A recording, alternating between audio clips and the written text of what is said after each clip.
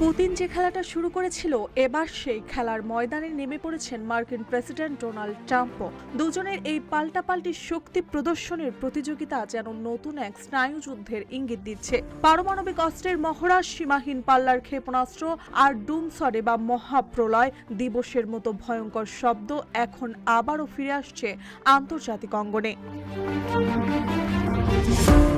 কয়েকদিন আগেই পুতিন ঘোষণা দিয়েছিলেন এমন এক ক্ষেপণাস্ত্র পরীক্ষার যা মহাপ্রলয় আনতে সক্ষম। শুধু তাই নয়, বুধবার তিনি জানান রাশিয়া পারমাণবিক অস্ত্র বহনে সক্ষম এক সুপার টর্পেডোরও পরীক্ষা চালাতে যাচ্ছে, যেটি কোনো প্রতিরক্ষা ব্যবস্থায় আটকানো সম্ভব নয় বলে দাবি তার। এই ঘোষণার পরই ট্রাম্পও যেন চুপ করে বসে থাকতে চাননি।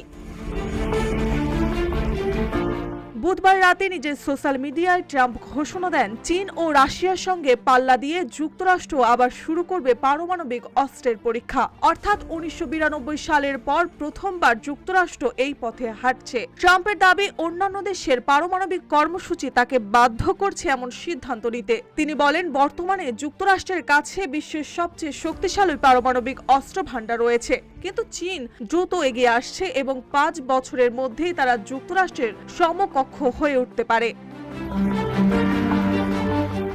এই ঘোষণার সময়টিও বেশ তাৎপর্যপূর্ণ, কারণ দক্ষিণ কোরিয়ার চীনা প্রেসিডেন্ট শি জিনপিং এর সঙ্গে বৈঠকের ঠিক আগে ট্রাম্প এই নির্দেশনা দেন যেন বার্তাটা স্পষ্টভাবে পৌঁছে যায় বেইজিং এর কানে। যুক্তরাষ্ট্র সর্বশেষ 1992 সালে 23 সেপ্টেম্বর নেভাডায় ভূগর্ভস্থ পারমাণবিক পরীক্ষা চালিয়েছিলেন। স্নায়ুযুদ্ধের অবসানের পর সেই পরীক্ষাগুলো স্থগিত হয়, তবে নেভাডার সেই পরীক্ষাস্থল এখনো মার্কিন সরকারের নিয়ন্ত্রণে রয়েছে এবং প্রয়োজনে আবারও ব্যবহার করা সম্ভব হবে বলে জানিয়েছেন national museum of nuclear science and history.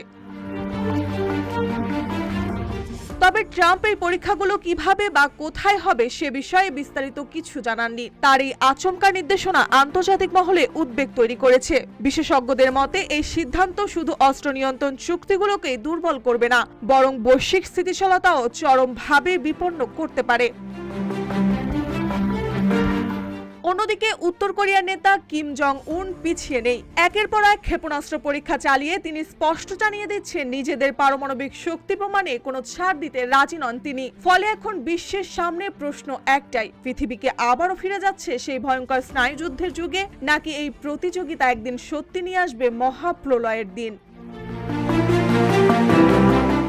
Marjia Mou, Rupali Bangladesh.